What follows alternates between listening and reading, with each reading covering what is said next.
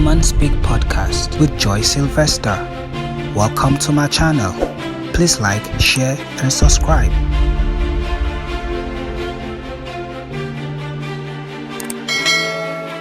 Thanks for watching. Don't forget to like and subscribe. So now speaking on finances is like, that word, the term finances has broken a lot of relationships as well as built a lot of relationships. People don't talk about finances because they feel it's a very controversial topic, very tricky. If a man knows, if I talk about my finances, the man will say, okay, I'm after money. Or if the woman talks about, if the man is talking about finances, now it's, this man, what is this business, my finances? Yes. So what is that? Is it important to discuss finances in relationship? If we are not talking about or asking questions about it, but what are we there for? Yes. Do you understand? In building your finances or in talking about finances, relationships, just like you said, have been destroyed because of lack of finances, and also been destroyed because of finances. You know, the truth of the matter is most people want to shy away from this topic because, you know, the money takes the character of the owner. Do you understand? It takes the character. So money is not a bad thing on its own, contrary to what people, they swear for you. No, they swear for me, say I go come this life, come suffer. Do you understand? It is that I am interested in finance. How do you eat? How do you clothe? Yes, how do you do a lot of things? How would you pay bills? Is it not money? It's money. So if we're not talking about money, then what are we talking about? Then if you're not being open about your finances, then there's no even trust there. Because if you can trust someone with your body and say, look, I'm going to be joined with you. Yes. Why can't you money? Why won't you be able to trust this person with your money? If you can trust this person with your body, then you can trust this person with your money. You are not hiding your money. It doesn't make sense. But then again, you know, romance, money makes and sweet pass, whether you like it. Honestly, yes, it does. Money makes romance sweet.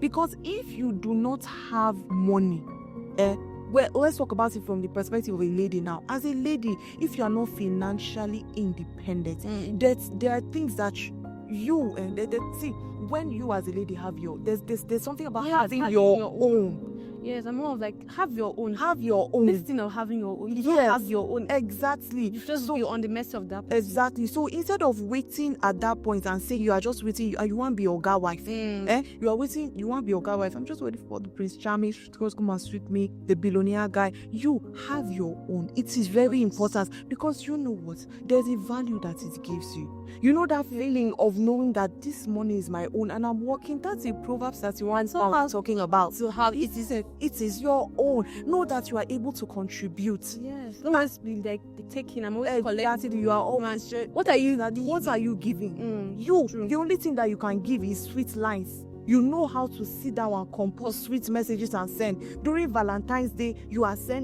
writing, oh, heaven has blessed me with you. Oh, you are the man after my heart. That is all you can offer. You cannot buy even, see, the era of buying boxers have passed. If you are still there, look, it's boxers you are always buying. But then again, am I saying that buying boxers is wrong? Yes. In the level that you are in, if that is where you are, but you man grow. Yeah.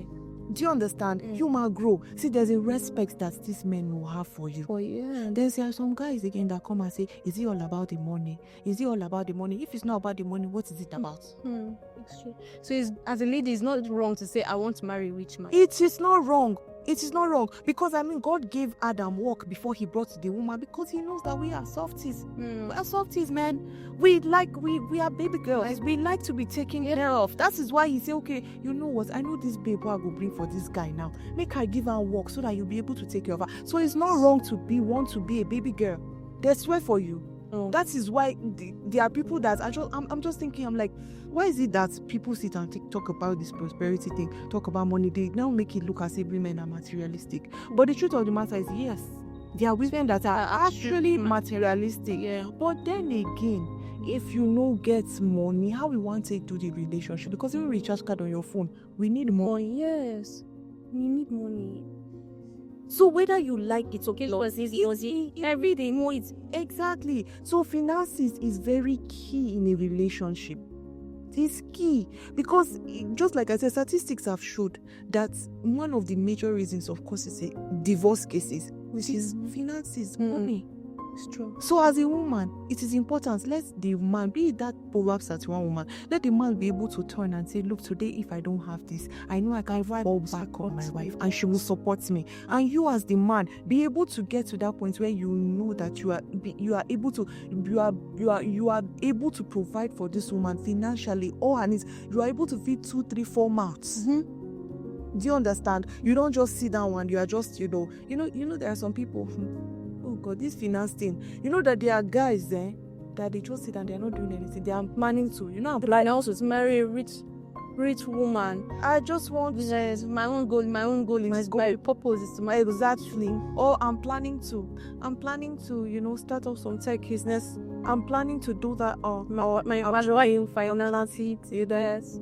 You are planning to show me the things that you've done, that I can know and say, okay, this person is trying to even build his finances. Because there's some men that are not actually, like, when you're dating them, you don't see the money. Yes. Or their mind, you see them making plans.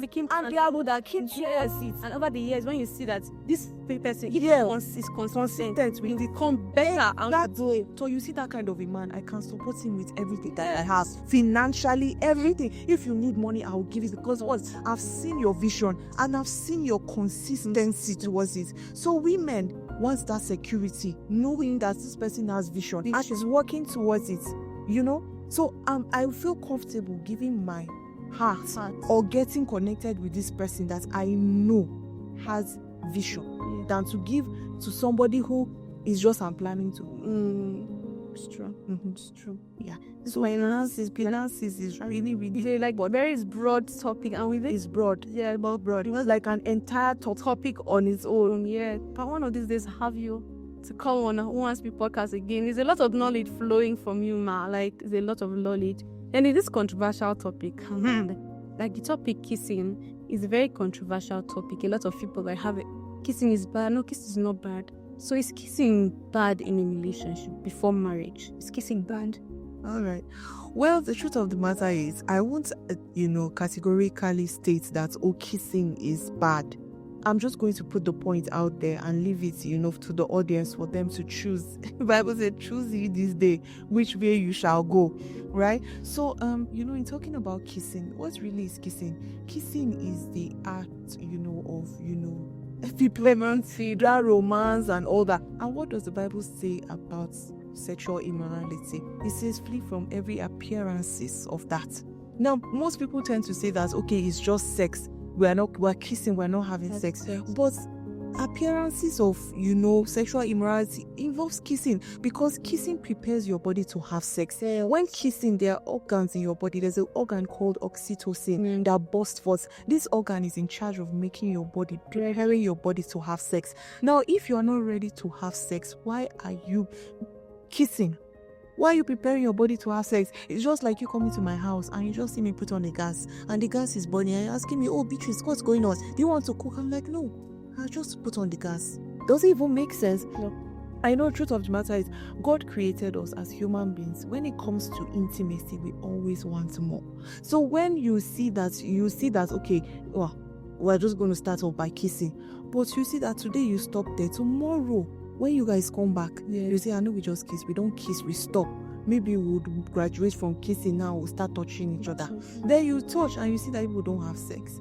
Then the next day you say, come, we will come out our clothes. We will do this, we'll do that. Then you see that you are moving from one step to another until you end up there. 95% of people who are kissing, in relationships, it usually ends up in sex. And then again, what does Romans chapter 12 says? It says, offer your bodies as a living sacrifice, holy and acceptable unto God. Now, when I think about my body and I think about, what God, I think about it in retrospect, like what happened before Christ came. That the people that were allowed to go into the holies of holies were only the people that they were without sin. And they tie a rope to them so that by the time they die and they did not hear you, they will pull you because nobody can enter there. But thank God Christ came and he died. And so the curtain was torn into two and gave us access to God. And then God now became to, so once you give your life to Christ, God resides inside of you. So imagine that this temple of the Lord is being misused. If Jesus just watches, if I get to be comfortable doing that thing when Jesus is in the He's in the room with you. Or then again, while kissing, if Jesus comes, will you go to heaven? Will you go to heaven? You know, so why prepare your body to have sex when you are not ready to have sex? I think most people assume they feel like they know themselves. They not say you know yourself. Sometimes they just keep giving God the devil. It's okay. I know myself. I have capacity. Yeah. I can go to my man's house and I'll stay in his room Yeah. and I go on his bed. We're just friends. And no, nothing will happen. Never assume. Never give the devil room to use you. Yes. As much as the Holy Spirit is helping us, but the flesh is designed to sin. The flesh is designed constantly. Yes. So never assume that I have that capacity. Never even put yourself in a room for temptation. There says flee. Never put yourself in that temptation. There's always going to be temptation. Temptation will come. Like this popular saying, your body is not firewood. Yes, will never be fine. Yes, your body is not a firewood. Never assume that you have that capacity. Because most people don't do it intentionally. Yes. It's not intentional. And so they don't have that okay, yes, I believe in keeping myself, but when they now go, they say, oh, it was a mistake. They not create room for mistakes. Yes, nobody creates room for those. And then again, you see, the truth of the matter is nobody is strong on his own. It isn't God. God that gives us the strength to do that. Remember the story that comes to mind, the story of Lot. By the time Lot and Abraham were separated, the Bible says that Lot was settled near Sodom. But by the time they were going to rescue him from there, he was in Sodom. So there are times that you can be near a thing. So you saying that, oh, you will go, I'm just going to the guy's house, we're just going to be there, we'll close our house, just watch movies and all that. There are times where you find out that you just find yourself in the middle of Sodom when you didn't plan to, when you are saying you are strong enough. If anyone would have told Lot that you will end up in Sodom, you will not be there. Right? But he just found his way there. He was there and it happened. Yes, that's done with us. Never, exactly. So it is important for you to put caution and just like you said, flee. That is just it. Flee. And I feel also there's some times where you feel pressured. Okay, my spouse or my partner is into this kind of thing, and you say, okay, should I just succumb to it? Never succumb to that. Listen, carry your shoe, put it under your armpit and run. Because what are we talking about here? That means our values. Remember the values we talked about earlier. If you don't respect God and respect that this is what God, the Bible doesn't actually tell us there, and there's no scripture where it says that, don't kiss. And even some people even use, they say, grease each other with a holy kiss. You saw there, you and that exactly. So if he's not written there, but there are scriptures that suggest things like Romans, like where we read, I can't remember, it's where it says that flee from every appearances of sexual immorality, right? So it is important also for you to, these are one of the questions also you should ask too. What are your thoughts? What do you believe on sexual purity? Yes.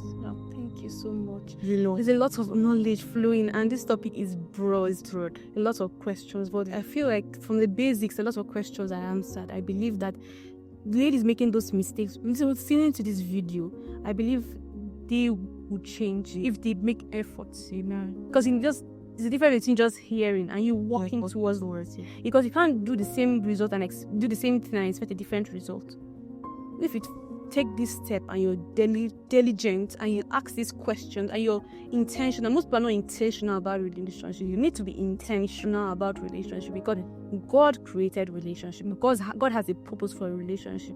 God knows why He created love for a purpose. We need to know the godly kind of relationship, the godly kind of love.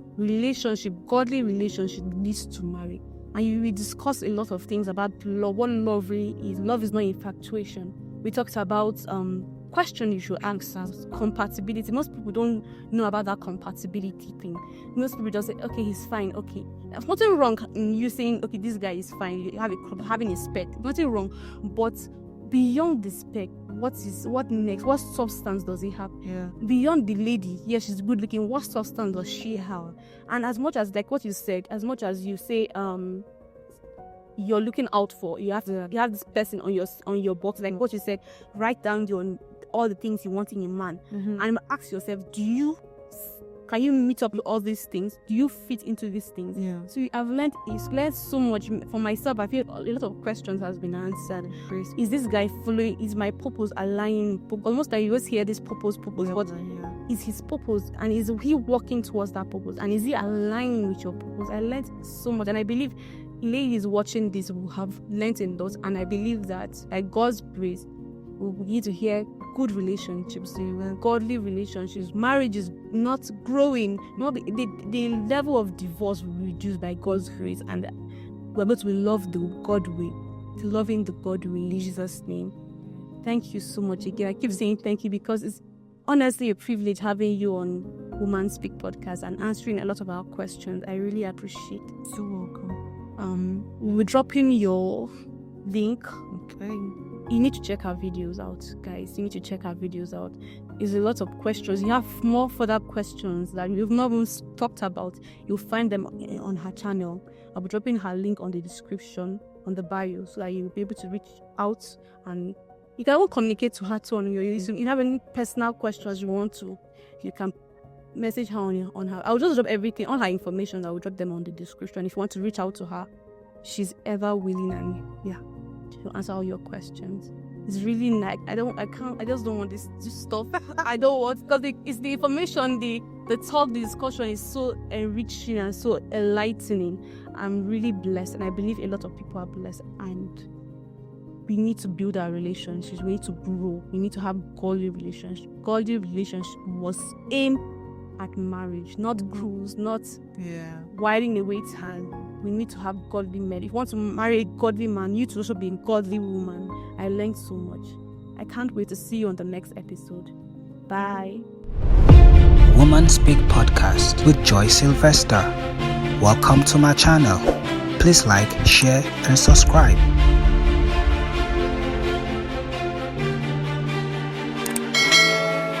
Thanks for watching. Don't forget to like and subscribe.